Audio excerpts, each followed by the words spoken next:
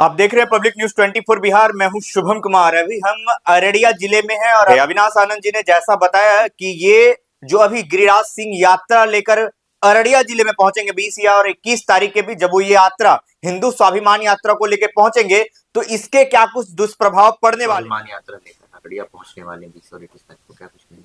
देखिए, गिरिराज सिंह जी का तो कोई काम नहीं है, सिर्फ धर्म के नाम पे और हिंदुत्व के नाम पे राजनीति करते हैं। इसलिए भाजपा पार्टी उनको हमेशा तवज्जो देती आ रही।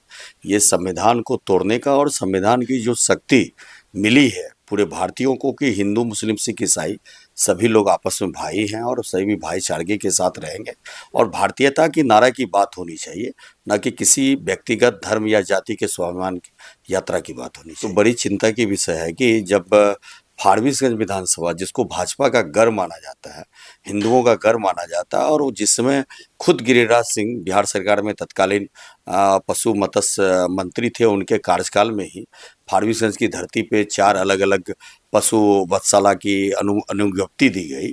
तो उन समय इनको हिंदुत्व की बात की चिंता करनी चाहिए थी। और इनके कारण, इनके सरकार के कारण जो गांव है वहाँ का सुखसेना गांव, एक संत नगर टोला था जहाँ पे 50 परिवारों की आबादी वाली गांव था। लगभग इस फैक्ट्री के वजह से, मांस फैक्ट्री के दुर्गंध के वजह से या भविष्य में होने वाली उनकी खामियों के वजह से लगभग 40 परिवार, जो मुझे जानकारी है कि सुपौल जिला के ललित ग्राम में पलायन करने के लिए मजबूर हो गए। तो इन लोगों को इन बातों से कोई लेना देना नहीं है। इनको इन चीज़ों को भी ताकीद कर लेना था कि जो इलाके में वो मांस फैक्ट्री के लिए लाइसेंस अनुज्ञप्ति दे रहे हैं, क्या वो इलाका काफ़ी बसावट वाला इलाका है, क्या वो इलाका हिंदुत्व वाला इलाका है, या फिर हिंदुत्व या मुस्लिम की या सिख ईसाई की बात नहीं। अगर कोई मानव है तो उनके मानवता या उनका जो रहन सहन है उनके साथ खिलवाड़ नहीं होना चाहिए। ये सोचने की बात है। इस पे ये लोग कभी काम नहीं करते। सिर्फ धर्म के नाम पे, हिंदुत्व के नाम पर ही काम करना है, बाकी और किसी मुद्दों से कुछ नहीं लेना देना है। जो आपसी भाईचारगी है, और ये सबों को पता है कि जो सीमांचल की धरती है वो गंगा जमुना तहजीब की धरती है। हम लोग ईद में जाकर मुस्लिम भाइयों के यहाँ सेवई खाते हैं और वो लोग हमारे यहाँ होली में आके पकवान के मिठास को चखते हैं। ऐसे हमारे सौहार्दपूर्ण और समरसता वाले वातावरण को ये लोग बिगाड़ने का ही काम करते आ रहे हैं, जबकि यहाँ किसी भी प्रकार की कभी भी कोई अप्रिय घटना हो या हिंसा हो, बड़ी हिंसा आपस में नहीं घटी है। लेकिन साजिशन या जानबूझकर अगर इस तरह का कुछ भी उन्माद फैलाने का काम अगर किया जा रहा है तो ये बहुत ही दुखद है। इस पे रोक लगनी चाहिए।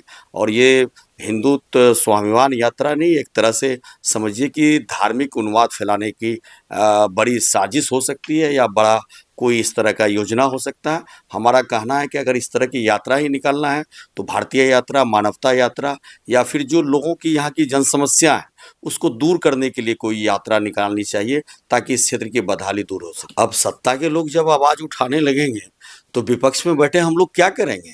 आवाज़ उठाने का काम हमारा है। जो लोग सत्ता के लोग हैं उन्हें कार्रवाई करनी चाहिए सही माने में।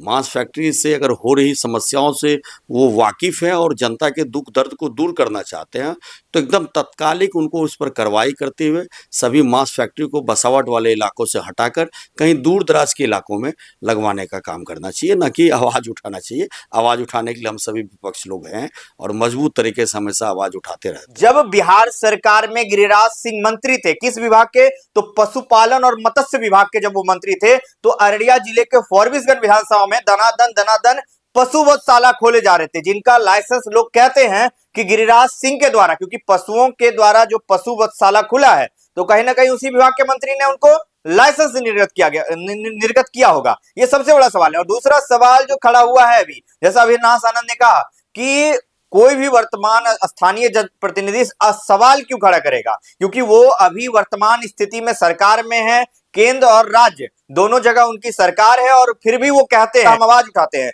लेकिन उनको कार्रवाई करने की बात अविनाश आनंद ने कही है कि आवाज उठाना तो जो भी विपक्ष के लोग हैं उनका होता है और कार्रवाई जो सत्ताधारी पक्ष के लोग हैं उनको करना होता है। बाकी ये क्या किस तरीके से जनता को सिर्फ और सिर्फ बेवकूफ बनाया जा रहा है या किस तरीके का माहौल क्रिएट किया जा रहा है, ये आप भली भांति समझ सकते हैं। वहीं दूसरी ओर जब गिरिराज सिंह पहुंचेंगे अररिया जिले में तो क्या उनका विरोध होगा? क्या उनके इस हिंदू स्वाभिमान यात्रा से दुष्प्रभाव पड़ेगा? और सबसे बड़ा सवाल, कि जहां लोग कहते हैं कि हिंदू मुस्लिम यानी कि गंगा जमुना की तहजीब है, सभी लोग भाईचारे के साथ रहते हैं, वहीं इस तरह की यात्रा निकालना क्या और भी समुदाय के लोगों को इससे प्रेरित करना है? क्या इससे और भी समुदाय के लोग अपने अपने तरीके से, हिंदू जो है हिंदू स्वाभिमान यात्रा निकालेगा तो मुस्लिम स्वाभिमान यात्रा निकलेगा, तो इससे कहीं ना कहीं माहौल बिगड़ने का भी एक खतरा बन सकता है। बाकी हमारे साथ बने रहिए और क्या कुछ इसमें अपडेट रहेगा हम आपको देते रहेंगे। हमारे साथ बने रहिए इस खबर में और देखते रहिए पब्लिक न्यूज 24।